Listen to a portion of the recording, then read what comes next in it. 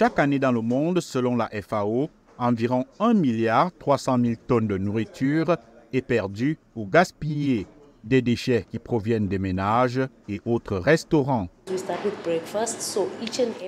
Nous commençons par le petit déjeuner, donc tout ce que nous cuisinons de ce côté, chaque déchet, nous le jetons ici, à l'exception du plastique. Ce n'est que de la nourriture.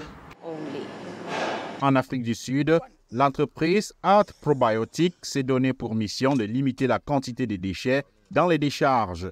Elle vend un service d'abonnement aux entreprises, aux écoles, aux ménages avec des bacs de compostage et de la poudre de bokashi à 2500 rand, environ $130 par mois pour recycler leurs déchets alimentaires.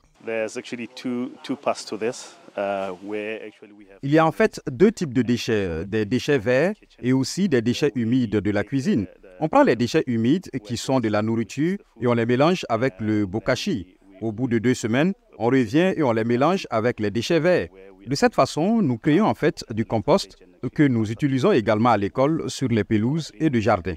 In that way, we're creating compost which we also use back into the school in terms of lawns and gardens. La société Earth Probiotics dit avoir plus de 300 clients à travers l'Afrique du Sud. Une bonne affaire, mais elle dit aussi œuvrer pour la protection de l'environnement.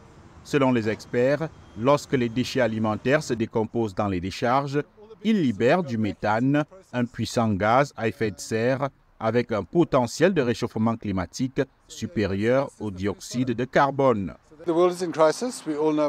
Le monde est en crise.